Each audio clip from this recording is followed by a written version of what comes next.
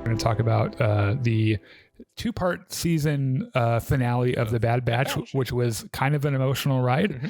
So same spoiler warning for this. If you care to have it not spoiled, that's on you. So don't stick around. So Bad Batch is on Paradise Island, trying to figure out what's going on with Crosshair and Dr. Hemlock. And it turns out that Dr. Hemlock is going to an evil doctor conference in 2 days.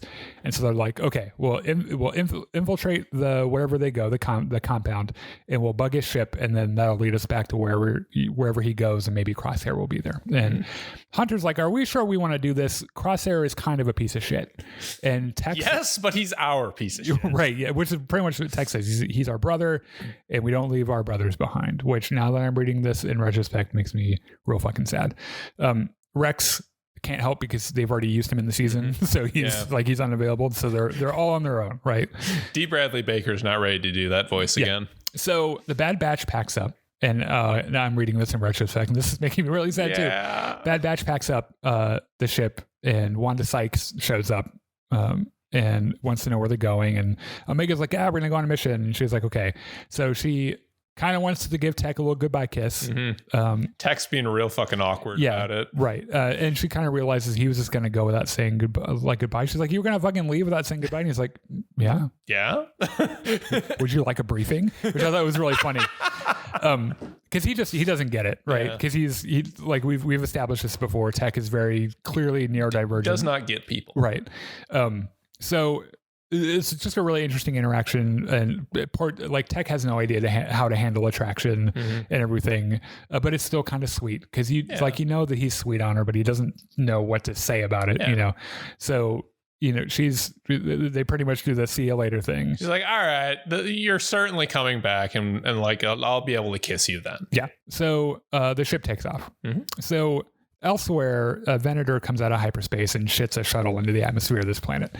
And it's Dr. Hemlock, and he's a ride for his evil doctor convention. And because it's an evil doctor summit, Tarkin is also there too.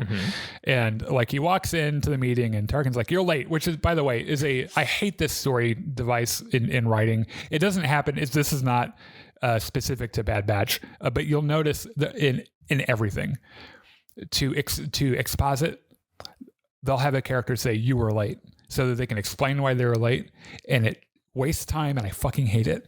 And you hear it everywhere. It's a pet peeve for me. I don't know. It just really it doesn't matter that they were late. They're fucking there. Get on with it. Exposit some other way. So all the evil doctors are there, and they're going to circle jerk. So the Marauder shows up. They use a clearance code just like Return of the Jedi, right? They're cleared. Fly casual, but don't look like you're flying casual. Fly like a dainty butterfly. Yeah. So they have a hike up to the Evil Doctor conference and discuss tactics. And Hunter's like, no tanks, no explosives, Wrecker.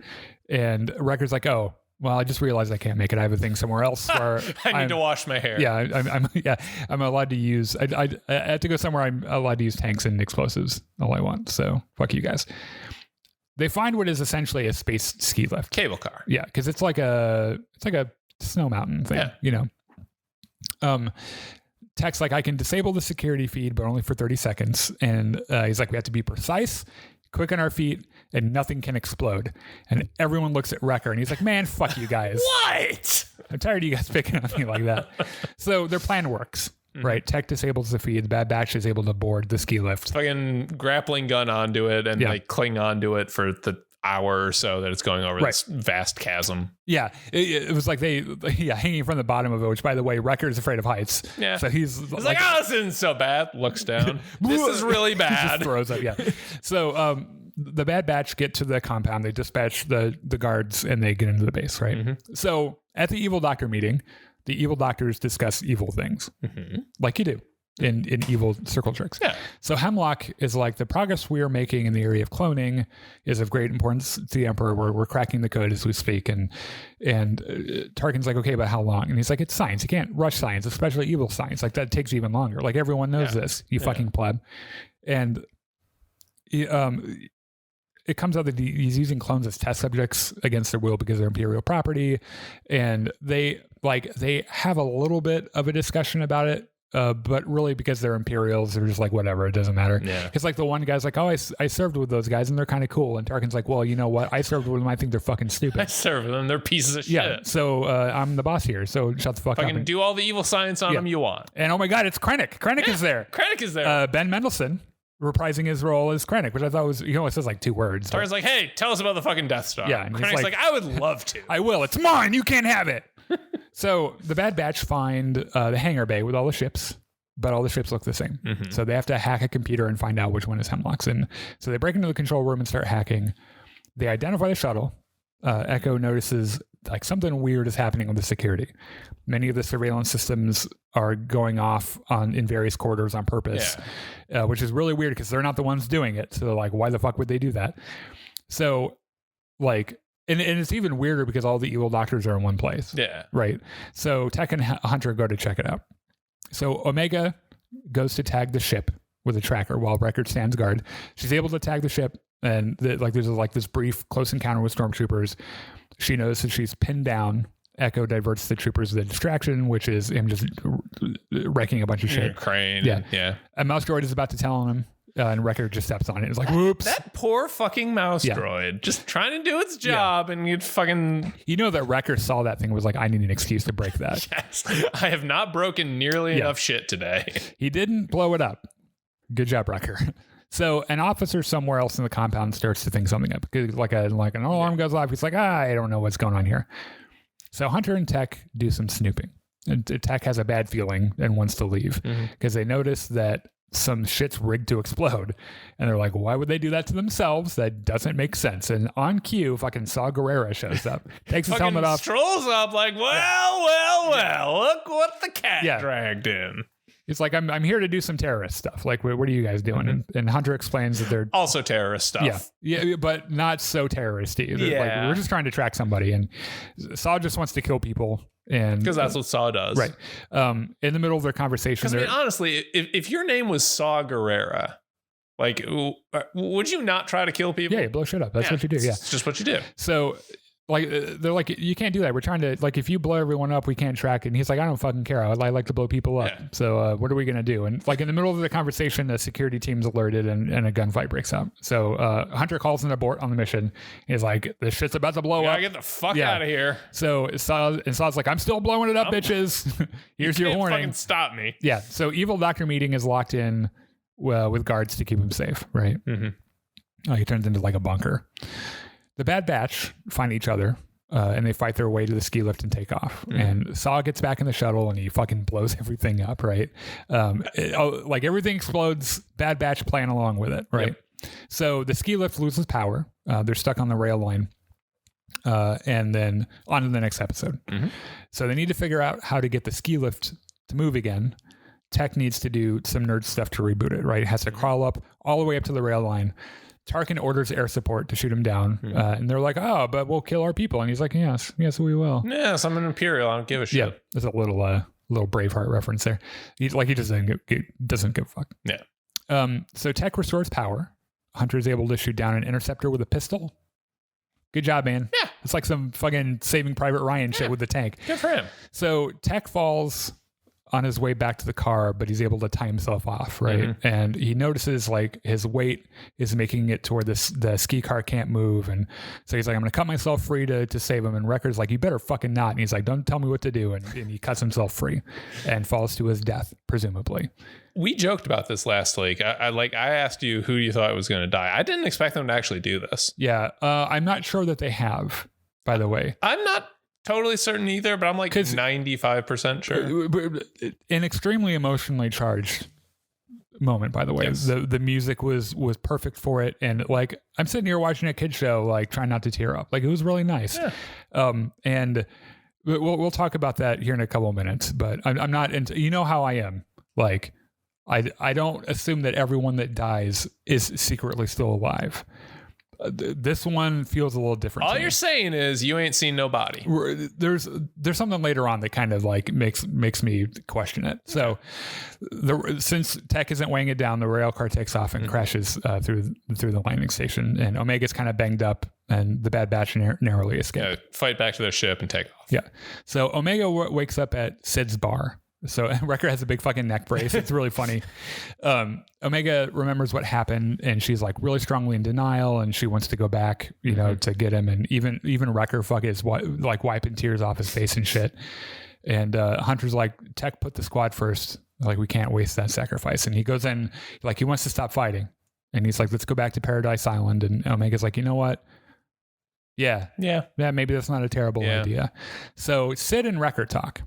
And Sid expresses remorse. She fucking pours him a drink, says it's on the house. Yeah. And Wrecker's like, I'm 5. Yeah. Why are you offering me booze? Yeah. That's illegal. Yeah, and she talks about goggles, Tech, but she's looking sketchy as fuck, right? So Gonk Droid is on the ship with Echo, and Gonk's like, we've got a problem. The Empire is here, and they're jamming comms. Meanwhile, Sid's looking real fucking nervous, and this is right around. I was like, oh, that bitch. Like, of course she did. Of course. Wrecker notices. He's oddly perceptive for a 5-year-old in a 30-year-old man's body, right? So it turns out Sid turned him over, and soldiers come in and stun Wrecker. Hunter sends Omega into the mining tunnels from season 1. Yep. And he's like, go find Echo. And he's like, I'm going to stay here and help Wrecker. So she reluctantly leaves and then decides, because she's with AZ, the floaty droid, and she decides she's going to go back and help you. So Dr. Hemlock is there. He has Wrecker hostage in the bar. Hunter shows up. Sid takes her fucking Judah money and leaves. For 30 pieces of silver. Yeah. I would have shot her just fucking on sight. Fuck you, Sid. Hemlock is like, look, you might want to consider what's going to happen here. And he's like, fuck you, you're not going to get Omega. So Omega watches from the shadows, and Hemlock taunts him about Tech. And he throws Tech's goggles to him. And this is where I'm starting to think he's definitely not dead. Because, look, his goggles are in really bad shape. Yeah. But they've seen the body and we haven't. Which is why I'm not, like, I'm really... I would prefer that they actually killed him, because the emotional stake would be a lot higher. It would be a lot more heartbreaking when you go and rewatch it. But it is also a kid's show. So I think out of all the things we ever debate about, you know, Mace Windu or fucking Cad Bane or all these people that are definitely dead, this is the one where I would, like, if he ends up not being dead, I'd be like, that is actually, like, I'm not very surprised by that. So Hunter surrenders to save Wrecker. They arrest him. He tells Hemlock that Omega he's like, she's long gone. And Hemlock's like, I don't buy that. So Omega and AZ escape. And she's like, look, AZ, go find Echo. I'm going to do something real stupid. So she kind of shows herself to Hemlock. It's kind of a badass for a second. Fucking has her bow and arrow drawn on him and shit. And Hemlock's like, let's do a trade. Like, you come over here and we'll let them go. And it's just a distraction. Like, someone lands behind her and fucking stuns her. And he's like, wow. One of the clone commandos, by the way. Yeah. Which was really easy. Like, you're a fucking child. That wasn't very hard. Yeah. So now it's only Echo and AZ. The entire city is crawling with stormtroopers. So what do? They commandeer an AT-ST and they start blowing shit up. Right? How do they get an AT-ST? Who knows? Happens off screen. Doesn't matter. So Hunter and Wrecker escape. And Hemlock... Wrecker just fucking breaks his handcuffs. Yep. Which I think he could have done the whole time. He was like, I'll probably get shot if I do this. Yeah.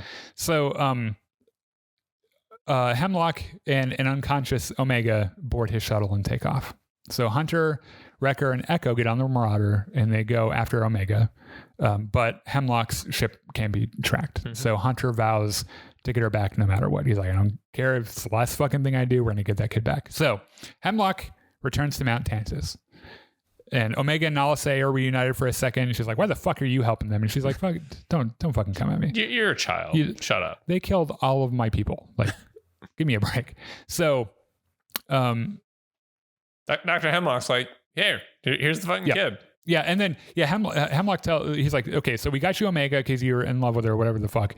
Like, now we want, like, now work on what the Emperor wants. And Nala Se is like, well, what do you think is impossible? And he's like, you will make it possible. And he's like, and if you don't, I'll torture Omega if you fail. Yeah. So there's that. So Goggles Lady, you might remember, like takes Omega into a tank room with, I presume, tanks of Proto-Snokes, probably. That's what it kind of looked like to me. And with a bunch of clones hooked up to machinery. And she notices Crosshair and goes over, tries to wake him up, but he's not conscious. And Goggles is like, so why do you trust Nala Se, who's a total bitch, and not me? And she's like, I don't even know who the fuck you are.